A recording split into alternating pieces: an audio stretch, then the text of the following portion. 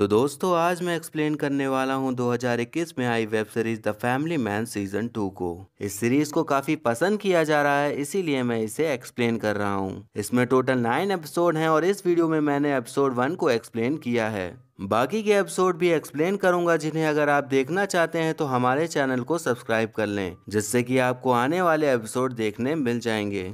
तो इस सीरीज की शुरुआत होती है जहां पर हमें Sri Lanka rebel Tamilian base camp दिखाया जाता है। उन सब का प्लान होता है कि अपने एक्टिविटीज्म से श्रीलंका पर राज कर सकें, पर तभी श्रीलंकन आर्मी उन पर अटैक कर देती है। वहां सभी लोग मारे जाते हैं सिवाय 3 लोगों के। वो 3 लोग होते हैं भास्करन, उसका भाई शुभु और दीपन।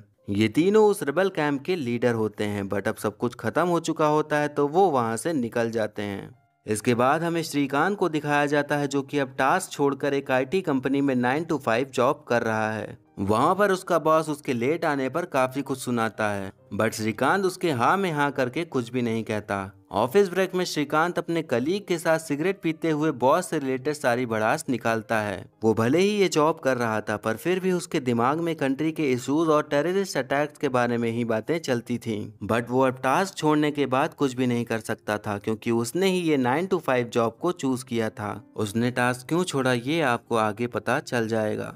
फिर सीन शिफ्ट होता है प्राइम मिनिस्टर ऑफिस में, जहां पर पीएम बासु श्रीलंकन पीएम रूपाटुंगा से बात कर रही होती हैं। श्रीलंका ने चाइना को अपना नॉर्दर्न पोर्ट बीच दे दिया होता है, बट इंडिया ऐसा नहीं चाहता, क्योंकि अगर चाइना श्रीलंका पोर्ट्स पर पकड़ बना लेगा तो फिर इंडियन ओशन में चाइना का ही राज होगा। तो इसीलिए पीएम बासु रूपाटुंगा से डील करने का ट्राई कर रही थी। तब रूपाटुंगा एक डील रखता है कि इंडिया में भास्करन का भाई शुभु आया हुआ है, तो आप उसको श्रीलंका के हवाले कर दो, तभी ये डील हमारे बीच हो सकती है।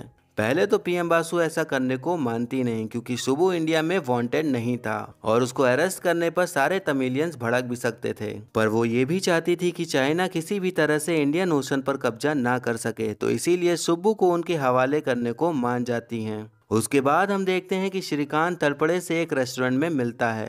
तलपड़े उससे टास्क वापस ज्वाइन करने को कहता है, पर श्रीकांत कहता है कि वो पूरी दुनिया और किसी की मौत का बोझ और नहीं लेना चाहता, वो बस अपनी फैमिली के साथ ही रहना चाहता है। श्रीकांत फिर अपने बेटे आर्थव के स्कूल जाता है, जहां पर उसकी प्रिंसिपल आर्थव की खराब परफॉर्मेंस की शिकायत करती हैं। फिर हम देखते हैं कि श्रीकांत अपनी पूरी फैमिली के साथ डिनर कर रहा होता है। वो उन लोग से उनके मोबाइल्स ले लेता है, क्योंकि वो चाहता है कि कम से कम डिनर के टाइम पर सब एक साथ बैठ के खाना खाएं और बातें करें। पर कोई भी उसे ठीक से रिस्पांस नहीं दे रहा होता। इवन उसकी वाइफ सुची भी उससे रूडली आंसर ही दे रही होती है। उसके बाद सुची और श्रीकांत के बीच थोड़ी बहस हो जाती है, तो श्रीकांत छत पर जाके उस इंसिडेंट को याद करने लगता है जहाँ पर सीजन 1 खत्म हुआ था। हमने सीजन 1 के लास्ट में देखा था कि मिलिन और जोया ओरियन केमिकल फैक्ट्री में थे, जहां पर टेररिस्ट ने केमिकल लीक कर दिया था। वहां से मिलिन और जोया तो निकलने में कामयाब हो गए थे, पर फैक्ट्री में लीकेज होने की वजह से काफी नुकसान हुआ था।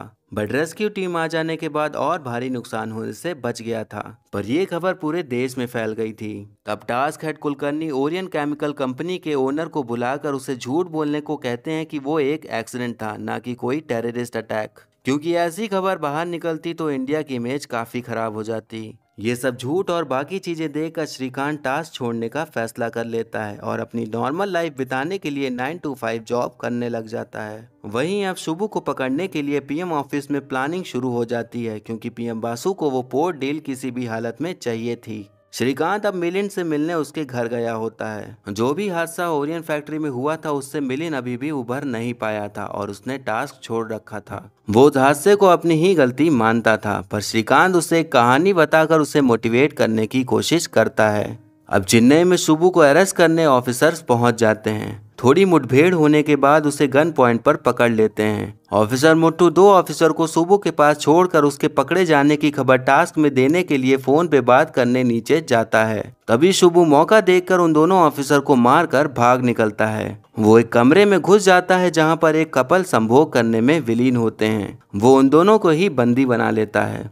दलबड़े भी अब उसी स्पॉट पर पहुंच गया होता है, जो कि वो शुभु को दिल्ली ले जाने आया था, पर सब गड़बड़ हो गई थी। तभी श्रीकांत का बार बार फोन आ रहा होता है। दलबड़े उठाता है और श्रीकांत को बताता है कि वो शुभु को अरेस्ट करने आया है, बट वो भागकर बचने के लिए 2 लोगों को हॉस्टेजेस बना लिया है। श्रीकांत अपना दिमाग लगाता है और एक आदमी जिसका नाम चेलम होता है उसे फोन करता है। वो आदमी पहले एजेंट ही था, जो कि अब रिटायर हो चुका था, बट वो भास्करन को जानता था। झेलम सजेस्ट करता है कि शुभू की बात उसके भाई से करवानी चाहिए, तभी वो तुम्हारी बात सुनेगा।